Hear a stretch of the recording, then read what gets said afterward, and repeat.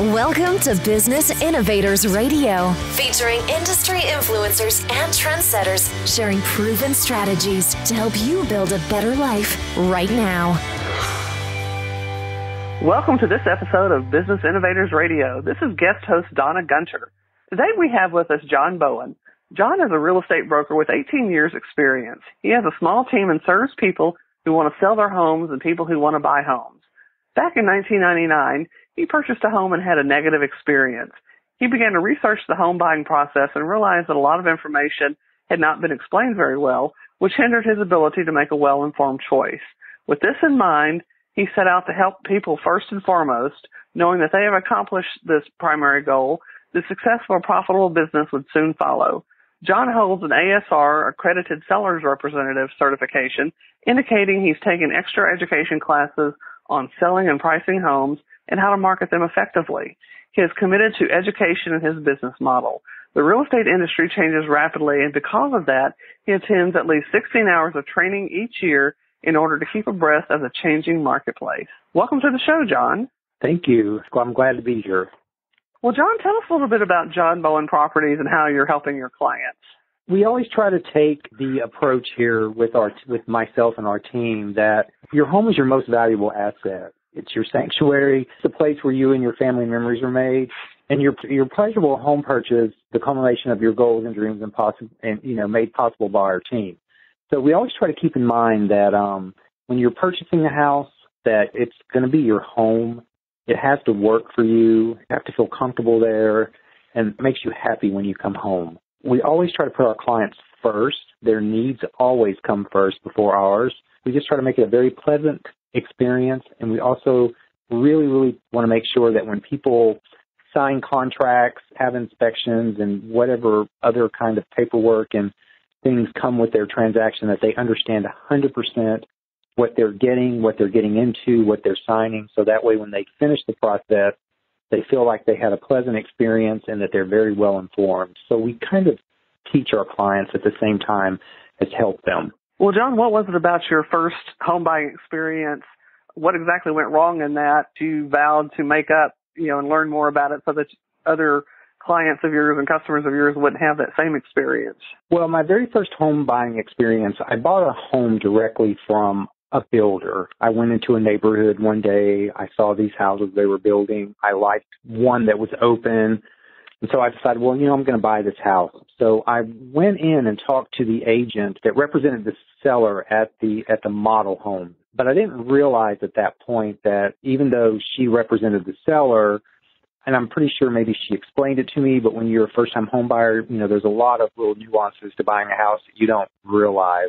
For some reason, maybe in my mind, I thought she was my agent and kind of looking out for me and helping me along. And it wasn't a bad transaction or a bad experience. I just realized as the years went on, a few years after that, before I got my own real estate license, that there were a couple of things that she could have explained a little bit better or that I wasn't made aware of, which wasn't her position to make me aware of, that maybe I spent a little bit more money than maybe I should have spent on a couple of items. I could have changed a few things around here and there. And I didn't really understand the contracts that I was signing. That was the main thing. I just didn't understand all the legal jargon and the contracts that I was signing. So I've always vowed to make sure that when people work with me, they understand what those contracts mean and what they're signing. Yeah, that can be a big bugaboo for some people in getting themselves into something they're not sure or that they didn't understand that they were getting themselves into. Well, in this experience, obviously, you had this revelation that at some point buying a home was probably going to be advantageous over renting.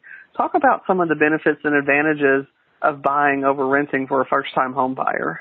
Here where I'm at in Greenville, South Carolina, the first-time home buyers market it's a low inventory market. So if, a house comes on the market, you might be one of 5 or 6 people that wants to make an offer on it. So the pricing on those homes, not inflated, but the seller pretty much gets what they're asking for.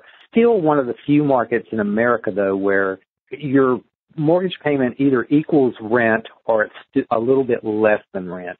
So I always like to tell people, think of it as rent control. Your principal and interest payment are going to stay the same every month.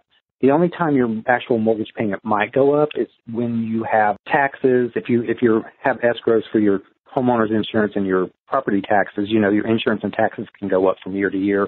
But for the most part, your principal and interest is protected. and it's sort of like a rent control. So over the years, it allows you to build a nest egg and help you towards retirement and wealth on that. Well, I know when somebody starts looking for a home, they may be filled with some myths and misconceptions about what buying a home is all about. What are some of those that you've had to deal with your customer base? Yeah, there are a lot of myths, and there's also a lot of misconceptions out there. Sometimes people will call me about a house, and they've seen it online on one of the online portals, and there'll be an estimate of what that particular online portal thinks the value of a home is, and it could be significantly off from what it's priced, and they don't realize those online companies use algorithms, and they don't really see the inside of the house or know the nuances of it. So those prices are never really that correct. Another misunderstanding is that, a lot of first-time home buyers don't realize where they stand at on a mortgage perspective. They don't know what their credit score is. They don't know what they need to be doing in order to get themselves ready to buy a mortgage. So I always tell everybody they should get a recommendation for a really good mortgage broker and start working on that aspect. And then a lot of buyers, first-time home buyers, think you need a 20% down payment to buy a house, but that's not true. There are different programs out there. There are some 100% financing where you don't have to put any money down. The most common, though, there's the 3%, 3.5%, maybe 5% is all you need down to get into a home. And I think that a lot of buyers don't realize that. So, one of the misconceptions is they probably should get with a real estate agent or a mortgage broker and kind of just have a meeting and talk with those people. Those are non-committal meetings. You don't have to sign up with anybody. You don't have to become someone's client, and just kind of round robin with someone and see where you stand and what it's going to take for you to get in that first house. Yeah, I know that probably one of the biggest mistakes that home buyers make is that they don't get pre-qualified before they go looking, and then they really have no idea if they should be looking for the $350,000 home or the $75,000 home. And that is true, yes. That is the first thing that I always tell someone when they call me, especially a first-time home buyer, and they're inquiring on what their first step is to buy a home. The first thing I tell them is you need to go and call a mortgage broker or meet with a mortgage broker and find out exactly where you stand at credit-wise. Tell them what you're comfortable paying in a payment, and then they'll match that payment to a price. Sometimes you're approved for way more house than what you actually want to pay for. So I work with different mortgage brokers, and they're very good at, coaching clients and helping them get, a payment that fits their budget so they don't get in trouble or they're not house poor, as we say, once they get into a house. And then it is kind of disheartening for some people because they start looking on their own online, because everybody likes looking at houses. It's like a national pastime now.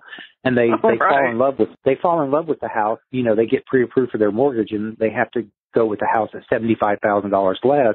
And that changes some of the features and the luxury items and things they get in a house. It's always good to know what you can buy before you start looking, so that way you can get the best house for your money. That whole notion of getting pre-qualified and knowing how much they want to spend or can afford to spend is always valuable to know as you start this home buying process. Are there other common mistakes or pitfalls that first-time home buyers make as they start this journey?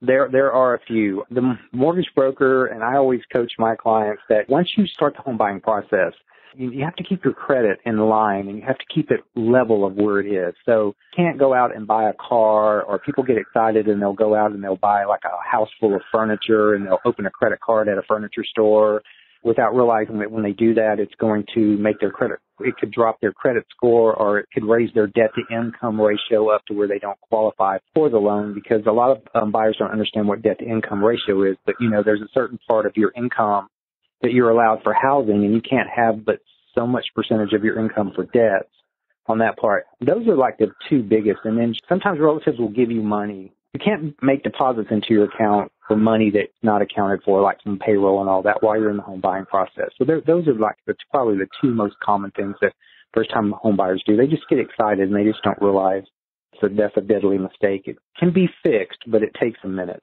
Well, John, I watch a lot of HGTV shows, the flip and flops, the house hunter kinds of shows, and what I see happening many times on these kind of shows is the home buyer comes in with this massive list of, I want my granite countertops and a butler's pantry and a pool and yada, yada, yada. And when they're asked how much they have to spend, they say, $100,000. And then, of course, the real estate agent or whoever's showing the home is about to fall over in laughter. But, of course, I can't do that on TV because he or she knows that, that whole list of wonderful features that this home buyer wants is not going to fall within the price that they can afford to pay. What has been your dealings with having to correct perceptions of what somebody can buy versus budget that they're on, and how to fix that, how to get that straightened out in the home buying process? Yeah, that's a very common thing, and it probably happens almost with every buyer that you work with, no matter what price range they're in, because people do watch these shows. They look online at Pinterest and Howls. They're always looking for ideas, see these beautiful bathrooms and kitchens and things like that. I always tell people to give me a list of their wants and a list of their needs. We talk about what they want in a house. We talk about what they need, because the home buying process is a process of, there's always a little bit of a compromise. There's always compromise in life. But buying a home is a process of elimination. You find the house that you like, and then you just have to go through your list. And you just have to eliminate, take what this house has, and then figure out how it fits into your budget. And can you live with these items? Are you willing to give up some items? Can you go back in later after you buy the home and upgrade it yourself for some items like that? So I kind of just talk with people like that occasionally, but I normally, when I'm interviewing somebody, especially if we're doing it at the office or if we're at a coffee shop and I have my computer, I will pull up a house that they like and show them what the price would be, and then we just kind of start working backwards from there if need be. Well, those are all great tips to give somebody to help them, I guess, avoid that whole disappointment trap that first-time home buyers often find themselves in, as they try to align their wants and needs with the budget that they're looking at, the budget that they have. I'm sure you probably have some pretty good stories of first-time home buying trials and triumphs. Would you mind sharing one of those where you've helped your clients overcome one of these obstacles or mistakes that we've talked about and succeed in buying their first home? I just recently, last December, closed a house for a young couple. They're probably in their early 20s, and they have a 2-year-old. And they have been working with me for probably on and off for 3 years now. They were referred to me by family members. I've sold homes to the grandmother, the brother, uncles, aunts. I've worked with this family for a while. So when it's this couple's time to buy a house, they approached me or whatever. Well, they had new cars, different things like that, few little credit challenges. And so I kind of worked with them on and off over a couple years, helping them get their credit straight, getting their debt-to-income ratio down, and then just, looking at different houses and trying to help them afford a house that would really work for them. So finally, after about 3 years of that, we finally found what they deemed to be the perfect house, or, the house of their dreams. I was able to get them to close. So it was a rewarding process. I'm not one of those agents that's looking at everybody like, oh, you're just going to be like a 30-day transaction for me or whatever. I get involved with the people that I work for. I like to see their dreams come true. If it takes 30 days to buy a house, if it takes 6 months, a year, 2 years, just, work with people however long they need to find the house that they like. I always tell people, I don't have to live in this house. You do. So if you don't like the one we're looking at, just speak up and say you don't like it.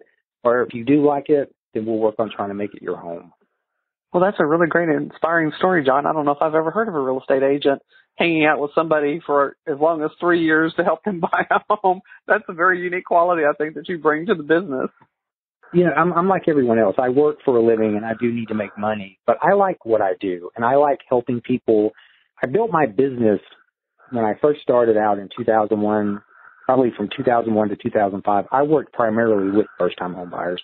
So I built my business on the first-time home buyer model. I've always liked working with first-time home buyers. Sometimes it takes them a little bit of time to get their head in the game and figure out what it is they have to do. A lot of times, young first-time home buyers, they don't make the most money per week or per hour, so it takes a little time to get them going in the right direction. But those are the people that become clients for life, as we like to say on that part. I don't mind putting in the time to help people. I find it rewarding. Well, John, what's the most important questions first-time home buyers should ask themselves as they consider buying their first home? I think that what they really should ask themselves, are they ready for the responsibility of home ownership and home maintenance? Because, when you buy a home, if you've been renting, the landlord takes care of all the maintenance. The air conditioning breaks, they send someone out to fix it. You need a new roof, they patch the roof or replace the roof. So, once you buy a home, it's all yours. You're all in there. So I think that people really need to think about, are you ready for that responsibility to keep the home in top condition. So that way you build equity. So when you get ready to sell it, you can sell it for top dollar. It's a big commitment to own a home. And I think a lot of people should just kind of sit back and think about what all is involved in actually owning a home. Yeah, my husband refers to our home as the money pit because we're always having to replace the roof, replace the garage door, update the air conditioning system, repaint it, et cetera, et cetera. Yeah, well, I'm no different from everyone else. I just purchased a new townhome last June. I was walking through the hall yesterday, and I'm like, oh, I need to get out the touch-up paint. I've scuffed the wall. In your day-to-day life, you get busy, and you let these little things slide here and there, and the next thing you know, you have a lengthy list of things to do. But it's very rewarding, I think, when you own a home and you maintain it, because it's yours. No one can tell you what to do with it. It's yours to decorate however you want. So I think just making sure that you're ready for that responsibility of the home maintenance and what all is involved in owning a home. Absolutely. So that's a big chunk of your life that you can spend in updating and renovating a home. As people look at buying a home, I know there are buyer's agents and there are seller's agents. What should a first-time home buyer consider when looking for a real estate agent? Should they actually get a buyer's agent? Should they just go start looking at homes? How should that whole process start for them? I find a lot of people now in the National Association of Realtors has a lot of stats on this. Probably about 95% of people now are already looking for a home online before they ever reach out to an agent. There's a lot of information out there. So what real estate agents are able to do for you is take all this information and these conflicting reports and things like that and kind of shed some light on all of that and help you get going in one direction. I think the most important thing you should do is you can certainly interview 2 or 3 agents to find someone that you have good rapport with. Some agents just work with listings. Some want to just work with buyers, but I want to say the majority of agents do both. They work with people who are selling homes, people who are buying homes. I think people are like, well, should I pick the number one agent in the county? Should I pick the person who sold the most houses in this neighborhood? The main thing I could tell you is you need to pick the person that you trust, that you think in your heart is going to take care of you and look out for your interest and put your interest above their own. That's the main thing, because years in the business doesn't necessarily translate when it comes to real estate, because some people can be in business for 5 years and only sell 5 houses a year. Other people can be in business for 3 years and sell 30 houses a year. So I think it's more of a transactional experience that you're looking for there, someone that's negotiated contracts, negotiated for repair requests to make sure that the home is in good condition when you buy it, helping you with the attorney's offices or title companies, as they do, I think, out in Texas, making sure that you get somebody that's going to be there with you every step of the way from the very beginning until the very end, and someone that's also going to be there for you after you close your home and you move in, that you can call on to ask questions or, to get help from on that. But I think trust is the main thing. If you're interviewing someone and you just don't have that warm, fuzzy feeling like they're really going to take care of you or that you can trust them, then that's probably not the agent for you. Yeah, I agree. That whole sense of rapport, I think, plays an important role in terms of the real estate agent understanding what the home buyer wants and, frankly, being willing to spend the time with that home buyer to get all the questions answered, overcome all the objections, the fears, the misconceptions, et cetera. It's not one of those things where they just show up when they've got a house to sell. There may be a lot of in-between stuff that happens where you want to feel like you've got a good friend, you're a good friend with a real estate agent. You have to make sure that the person is going to take really good care of you and look out for your best interest. Because when you sign the papers on the house on the very last day at the closing, it's yours. You can't give it back. You can't reverse that or whatever. Once you buy it, it's yours. So you need to take the steps to make sure that you get the proper inspections and people putting their eyes on the house to make sure the deed is good, the title work is good, and all that. You need someone there. Your real estate agent is your advisor. They translate these legal documents for you or help you understand what it is you're doing there and making sure that questions are asked that you may not think about. Well, John, you've given us some really great tips and information today for first-time home buyers looking to buy that home of their dreams. How can somebody find out more about you and your company and how you can help? I have a website, johnsellsgreenville.com, and I'm on all social media platforms. If you just Google John Sells Greenville, Facebook, Instagram, LinkedIn, my website, all come up. But you can also find me, I'm just a phone call away at 864-275-4535. You can call me. You can text me. Also on my website, you can connect through there via email. I'm receptive to all that. So, and I'm always here for questions. I get people calling me all the time just asking me questions, so I don't have a problem with that at all. Thanks, John, for being our guest today on Business Innovators Radio. I appreciate all of you listening to today's show. Take care, and we'll see you soon on our next episode. Thanks for listening to Business Innovators Radio. To hear all episodes featuring leading industry influencers and trendsetters, visit us online at businessinnovatorsradio.com today.